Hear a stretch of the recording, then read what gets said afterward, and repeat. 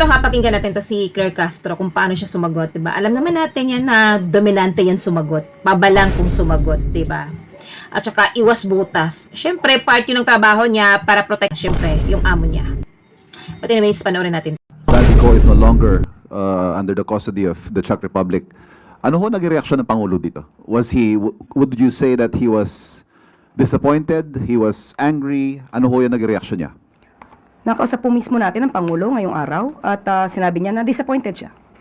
Dahil malapit na sana natin na pauwi si Zaldico. But since meron nga pong ibang bansang involved at ang lumalabas lamang po na kanya na-violate ay ang paggamit ng invalid documentation. So, ang bansang Czech Republic po ang siyang mag-uutos kung anong gagawin kay Zaldico.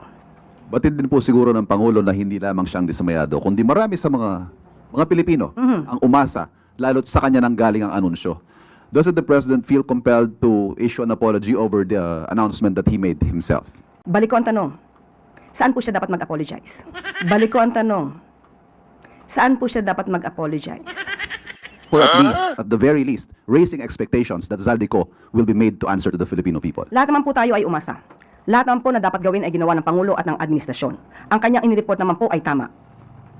So, wala po tayong nakikita na maaaring sabihing pagkakamali ng Pangulo dahil hindi po ito tinulugan ng Pangulo. Pero since ipinatatawag po niya ang ambassador ng Czech Republic at ng France para malaman kaninyo kung ano ang mga pwedeng nagawa sana, is that an admission that something went wrong somewhere?